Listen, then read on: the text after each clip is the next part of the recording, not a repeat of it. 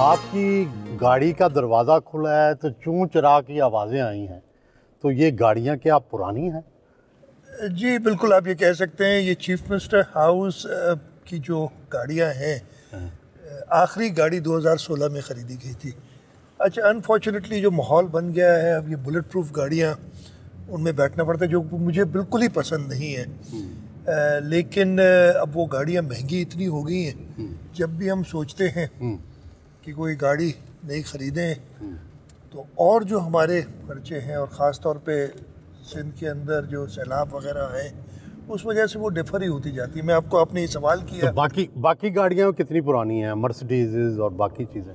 वो तो जो मर्सिडीज़ है हमारे पास एक चीफ मिनिस्टर हाउस की, वो 2012 की खरीदी हुई है, और एक BMW है, वो 2010 की है।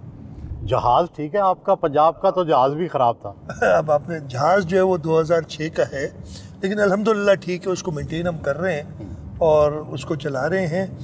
और जो हेलीकॉप्टर है वो 1992 के हैं। अच्छा। और वही हेलीकॉप्टर हैं हमारे पास जिन पिछले दिनों आपको याद होगा ईरानी सदर के हेलीकॉप्टर के हादसे में शहीद हो गए थे। तो वही हेलीकॉप्टर हमारे पास। डर तो लगता होगा। हाँ, अब हम सोच रहे हैं कि हेलीकॉप्टर, इसलिए कि उसकी ज़रूरत पड़ती है काफ़ी, हम उसको चेंज करें। अगर हमें इजाज़त देगी हमारी बजट, तो हम शायद एक हेलीकॉप्टर नया ख़रीदें।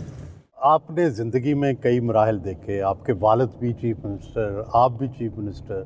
सबसे मुश्किल ज़िंदगी का मरहला कौन सा था और सबसे खुशी का?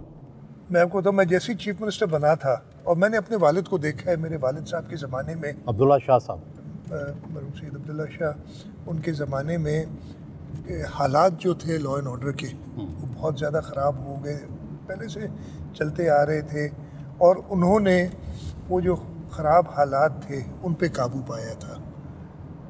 ये फिर वो 94, 95, 96 का ज़माना था।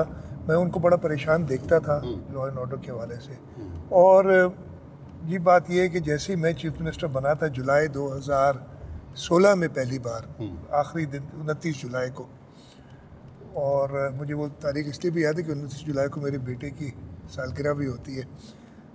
उस दिन मैं चीफ मिनिस्टर बना, और उसके 22 दिन बाद कराची में एक ऐसा मसला क्रिएट हुआ।